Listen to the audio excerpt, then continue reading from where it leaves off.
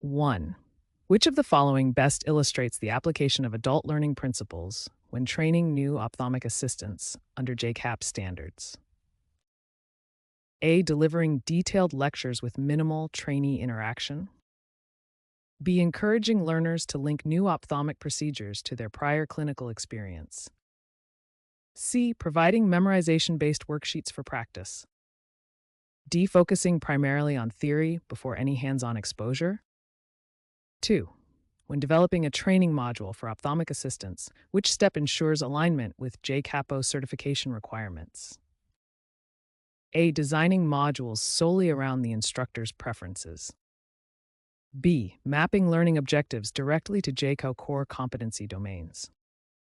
C. Using only peer-reviewed research unrelated to ophthalmology. D. Allowing learners to determine their own objectives. 3. Which evaluation method is most effective for measuring a trainee's competency in performing visual acuity testing? A. Written multiple choice test. B. Self-assessment questionnaire. C. Objective structured clinical examination, OSCE. D. Group discussion reflection. 4.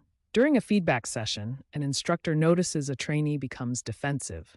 Which communication technique aligns with best mentoring practices? A. Raising voice to reinforce authority. B. Using I statements to express observations without blame. C. Repeating feedback without modification. D. Ending the conversation to avoid conflict. 5. Which of the following best defines the constructive alignment principle in curriculum development for ophthalmic assistants?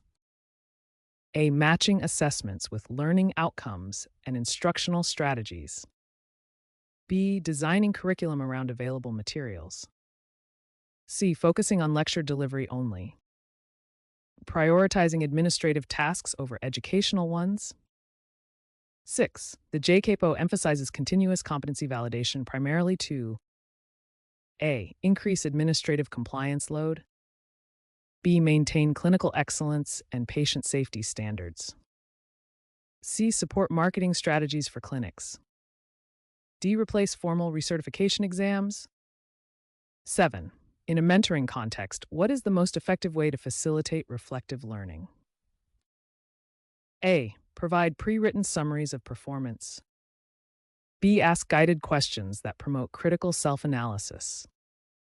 C. Focus solely on corrective feedback.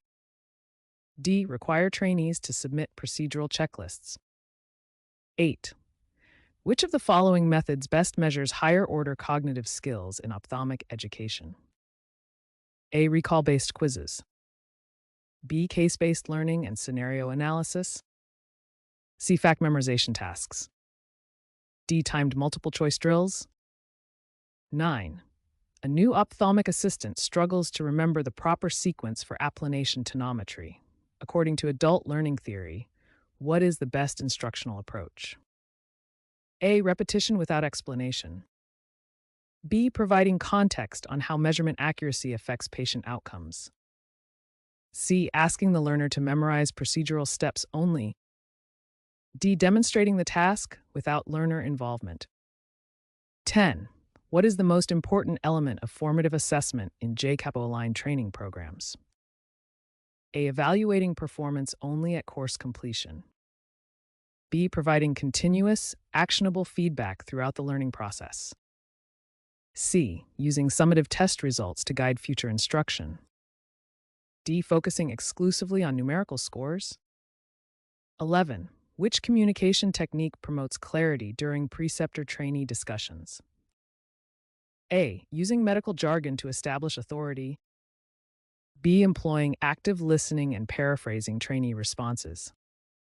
C. Offering feedback at the end of training only. D. Speaking quickly to maintain pace.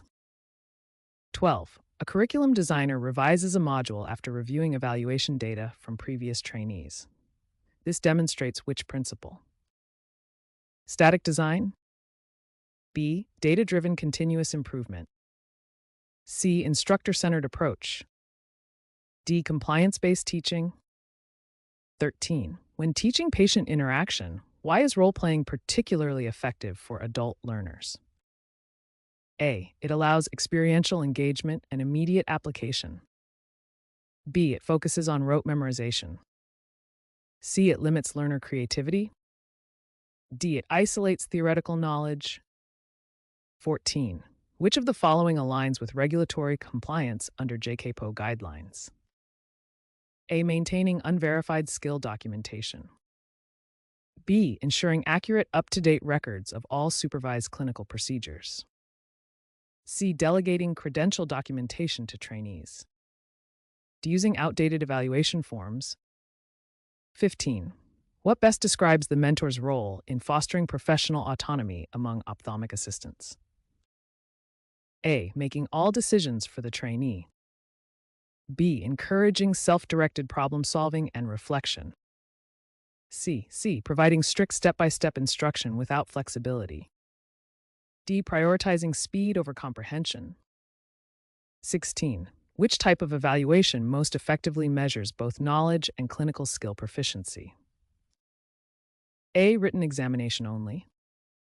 B. Skills checklist without observation. C. Integrated performance-based assessment. D. Peer rating forms. 17. How should an instructor handle a performance gap identified in multiple trainees? A. Punish the trainees for underperformance. B. Review and adjust the teaching strategy or content delivery. C. Ignore the pattern and focus on high performers. D. Increase the grading difficulty. 18. A training program includes simulated patient assessments. This design primarily aims to A. Reduce instructor workload. B. Provide realistic practice for critical clinical tasks. C. Replace actual patient experience entirely. D. Evaluate administrative skills only. 19. Which adult learning principle supports using learner feedback in course design? A. Learners are passive recipients of knowledge. B. Learning is enhanced when learners influence the process. C. Trainers should maintain complete control of curriculum. D. Feedback should only be collected post-graduation. 20. Which of the following best describes a summative assessment in ophthalmic training? A. Ongoing observation and feedback. B. Final certification examination evaluating overall mastery. C. Informal peer discussion. D. Daily reflective journaling. 21. When developing JCAHPO curriculum objectives, the term measurable refers to A. Vague statements about trainee performance. B. Specific criteria that can be objectively evaluated. C. Broad conceptual goals only. D. Subjective instructor impressions. 22. What is a key ethical responsibility of an ophthalmic educator under JCAHPO standards? A. Prioritizing personal teaching preferences. B. Ensuring fairness and transparency in evaluation. C. Limiting learner access to feedback. D. Avoiding learner participation in assessment. 23. During skill demonstration, an educator encourages peer evaluation. This method supports which educational concept? A. Competitive grading. B. Collaborative learning and feedback integration. C. Independent memorization. D. Fixed hierarchy. 24. When constructing a competency checklist, which step ensures alignment with performance standards?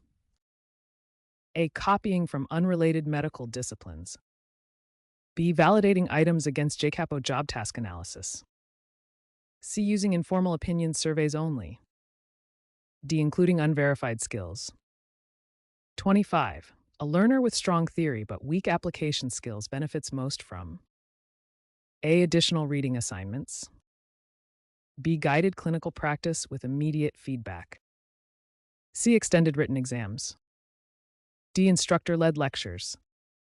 26. What is the main function of a mentorship contract in JCAHPO compliant training? A. Establishing clear expectations, goals, and accountability.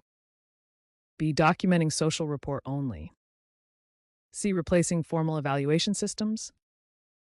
D. Restricting communication between mentor and mentee. 27. Which communication barrier most frequently affects clinical instruction effectiveness? A. Simplified terminology. B. Nonverbal cues misinterpreted between mentor and trainee. C. Regular feedback sessions. D. Shared decision making. 28. Which instructional strategy fosters critical thinking among ophthalmic assistants? A. Problem-based learning using real case scenarios. B. Memorization drills. C. Isolated skill repetition. Timed recall exercises. 29. Under JCAHPO's continuing education expectations, instructors should A. Update competencies regularly to reflect evolving technologies. B. Maintain fixed curricula indefinitely. C. Focus on administrative duties only. D. Limit continuing education to mandatory minimums. 30. What is the main advantage of using rubrics for clinical performance evaluation? A. Allows subjective interpretation. B. Provides standardized and transparent performance criteria. C. Reduces grading workload. D. Replaces verbal feedback entirely. 31. Which action best supports a psychologically safe learning environment? A. Discouraging questions during instruction. B. Encouraging learners to share uncertainties without fear of judgment. C. Criticizing errors publicly. D. Withholding feedback to maintain authority. 32. In mentorship, when a trainee consistently resists guidance, the mentor should A. Enforce strict compliance without dialogue. B. Explore underlying causes and adapt communication style. C. End the mentoring relationship immediately. D. Ignore resistance and continue standard instruction. 33. What principle ensures that assessments truly measure intended competencies in ophthalmic training? A. Construct validity. B. Convenience sampling. C. Instructor bias. D. Test repetition.